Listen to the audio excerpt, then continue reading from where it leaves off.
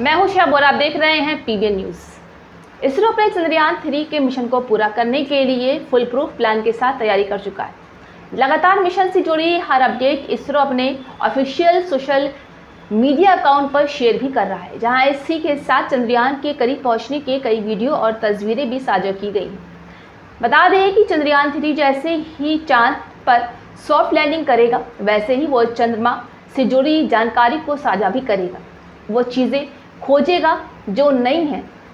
अब बताते चले कि उत्तर प्रदेश के उप मुख्यमंत्री केशव प्रसाद मौर्य ने कहा है कि ये भारत के लिए बहुत ही गर्व की बात है, जहां हमारे वैज्ञानिकों की कड़ी मेहनत का नतीजा है ये। उन्होंने कहा है कि चंद्रयान 3 लैंडिंग प्रक्रिया के आखिरी चरण में है। निश्चित तौर से यह हिंदुस्तान के लिए गर्व का विषय है कि हमारे भारतीय वैज्ञानिकों की तपस्या के परिणाम स्वरूप चंद्रयान 3 अब लैंडिंग के अंतिम चरण में है। और हम भी भगवान से प्रार्थना करते हैं, पूरा देश प्रार्थना कर रहा है और मुझे पूरा विश्वास है कि पूरा का पूरा जो देश है उसकी प्रार्थना परिणाम लाएगी और चंद्रयान 3 चांद पर तिरंगा फहराने में सफल होगा। शुभकामनाएं। यूपी में पहली बार शाम को खुलेंगे स्कूल। जी यहाँ उत्तर प्रदेश के सभी स्कूल बुधवार यानी 23 अगस्त की शाम को 1 घंटे के लिए अलग टाइम से खुलेंगे। ये पहला ऐसा अवसर है जब देर शाम स्कूल खोले जाएंगे। शासन की ओर से जारी आदेश में कहा गया है कि बच्चों को चंद्रयान 3 की लाइव कवरेज को दिखाने के लिए ये निर्णय लिया गया है। जी हां, आपको बता दें कि आदेश के तहत 23 अगस्त को शाम 5:15 से 6:15 तक सरकारी स्कूल खोलने को कहा गया है। इस दौरान शाम 5:20 पर चंद्रयान 3 चंद्रमा की सतह पर उतरेगा, जहां इसी क्रम का लाइव प्रसारण सभी स्कूलों में बच्चों को दिखाया जाएगा। साथ ही कार्यक्रम के दौरान प्रधानमंत्री नरेंद्र मोदी के राष्ट्र के नाम संबोधन का भी प्रसारण होगा, जहां यूपी के अपर राज्य परियोजना निदेशक मधुसूदन होलगी की तरफ से जारी आदेश में उत्तर प्रदेश के सभी स्कूलों और शिक्षण संस्थानों में स्टूडेंट्स और टीचर्स को विशेष सभा का आयोजन कर इस लाइव टेलीकास्ट में शामिल होने की बात कही। यूपी में मौसम ने एक बार फिर से करवट ली है, जहां लखनऊ अयोध्या में मंगलवार सुबह से बारिश हो रही है। वहीं अयोध्या की भीषण बारिश से सड़कों पर पानी भी भर गया है। आपको बता दें कि अयोध्या पूरी तरह से अंधेरे में लुप्त हो गया था, जहां दोपहर में अंधेरा छा गया था। वहीं लखनऊ में सुबह 6 बजे से रिमझिम बारिश का दौर जारी है। वहीं कानपुर, प्रयागराज, बरेली समेत कई शहरों में बादल छाए हुए हैं।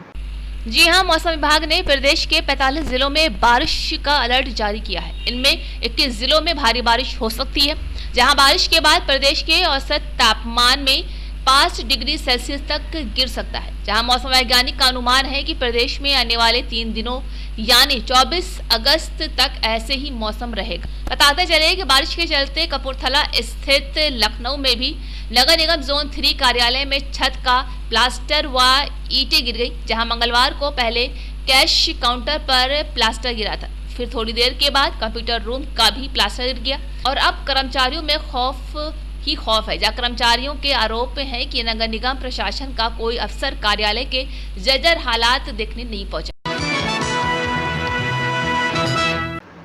बिहार के मोतिहारी में नाग पंचमी के मौके पर महावीरी यात्रा के दौरान 2 गुटों के बीच झड़प हो गई, जहां झड़प का वीडियो सामने आया है। बता दें कि वीडियो में पथराव करते लोग देखे जा सकते हैं, जहां पथराव के दौरान कई लोग घायल भी हुए हैं।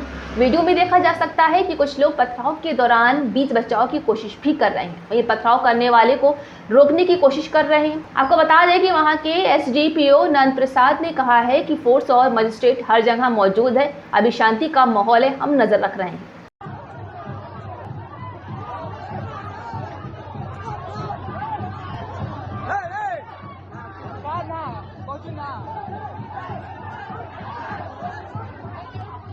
जगह शांतिपूर्ण है, हर जगह फोर्स और मजिस्ट्रेट हैं, हर जगह शांतिपूर्ण है और जोड़ कमरा से भी हम निगाह रखे हुए हैं।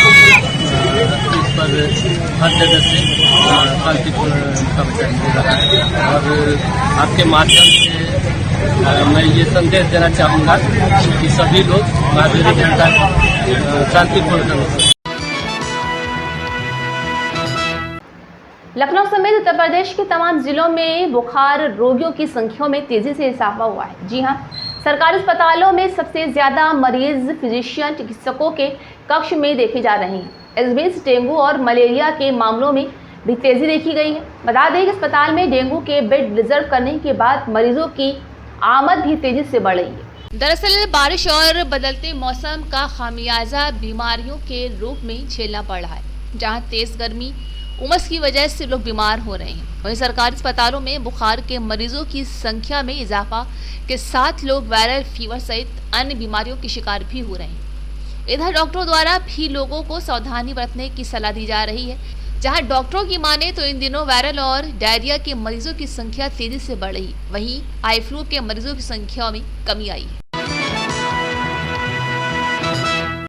भाजपा का फोकस हमेशा से यूथ पर रहा है। जी हां, खास तौर में जब चुनाव आते हैं तो युवाओं को लेकर फोकस और बढ़ जाता है, क्योंकि 2014 से लेकर 2019 तक की जीत में युवाओं की बड़ी भूमिका रही है।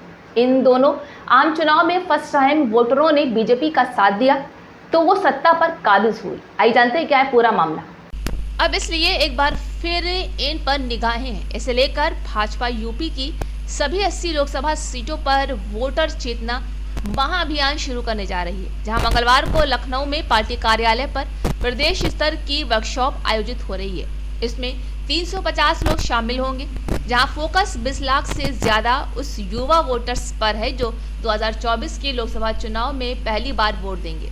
जी हां, अगर आंकड़ों पर गौर करें तो 18-19 साल के युवा मतदाताओं ने 2 लोकसभा चुनाव में कहीं ना कहीं भाजपा के पक्ष में ज्यादा मतदान किया। इसका फायदा पार्टी को मिला। इस बात को पार्टी बखूबी समझती है, इसलिए ये खास अभियान शुरू किया गया है। अगर 2014 में लोकसभा चुनाव की बात करें तब देश में कुल 2 crore 31 lakh first time voter शामिल थे, जहां उसका लगभग 40% वोट बीजेपी के पक्ष में गया था। तब बीजेपी ने यूपी में 73 सीटें जीती थी। अब उस समय यूपी में 38 लाख मतदान 18-19 साल के थे, जहां पहली बार वोट डाले। सदियों के बाद अब दाल व मसाले लोगों के लिए परेशानी का सबब बनने लगे हैं। इनकी कीमतों में इजाफे ने लोगों की मुश्किलें बढ़ा दी हैं। जहां दाल में तड़का लगाने वाले मसाले के दाम लोगों की जेब पर भारी भी पड़ रहे हैं। इससे आम लोगों की गृहस्थी का गड़बड़ा गया है। दरअसल अभी तक लोगों के दिलो दिमाग में टमाटर, हरी मिर्च, हरे धनिया के साथ सब्जियों के ऊंचे दाम ही छाए हुए थे, लेकिन अब एक बार मुश्किल फिर से बढ़ गई है। जहां दाल के साथ मसालों के दाम भी पहले की अपेक्षा काफी बढ़ गए हैं। इस समय अरहर की दाल 160 रुपए किलो की दर से बाजार में बिक रही है, जहां हल्दी, जीरा, लौंग सहित अन्य मसालों के दाम भी लोगों के लिए परेशानी का कारण बन गए हैं। वहीं अमेठी के किराना व्यापारी राहुल ने बताया है कि सभी दालों के दाम में 10 से 20 रुपए तक बढ़ोतरी आई है, जहां आटा व चावल के दाम भी बढ़ चुके हैं। मसालों के दामों में तेजी आने का असर कारोबार पर पड़ा है, जहां किराना व्यापारी दीपक जायसवाल का कहना है कि बाजार में उतार चढ़ाव लगा रहता है। पिछले कुछ दिनों से दालों और मसालों के दामों में जिस प्रकार से तेजी आई है वो पहले नहीं देखने को मिली। नोएडा से सीमा हैदर जैसी खबर सामने आई है। जी हां, यहाँ एक बांग्लादेशी महिला सोनिया अख्तर अपने 1 साल के बच्चे को लेकर बांग्लादेश से भारत के नोएडा पहुंची हुई। वो अपने नोएडा में रहने वाले पति सौरभ कांत तिवारी के साथ रहना चाहती हैं। पति के साथ रहने के लिए वो बांग्लादेश छोड़कर भारत आ गई। आइए जानते हैं इनकी कहानी पूरी क्या है। जी हाँ, महिला की माने तो नोएडा के सौरभ कांत तिवारी ने उससे बांग्लादेश में 3 साल पहले शादी की थी। साथ ही महिला ने पति पर आरोप लगाया है कि कुछ समय पहले आरोपी पति बांग्लादेश छोड़ भारत आकर एक महिला से शादी कर उसके साथ रहने लगा था, जहां महिला के बुलाने पर भी आरोपी पति बांग्लादेश नहीं लौटा और महिला को इस चीज की जानकारी लगते ही वो बांग्लादेश छोड़ भारत आ गई और अपने पति के साथ रहने लगी, लेकिन पति ने साथ रहने से इनकार कर दिया। इस मामले को लेकर बांग्लादेशी महिला ने नोएडा पुलिस से इंसाफ की गुहार लगाई है। फिलहाल बांग्लादेशी महिला सोनिया अख्तर को पुलिस सेंटर में रखा हुआ है और पति के खिलाफ कड़ी कार्रवाई करने का आश्वासन दिया।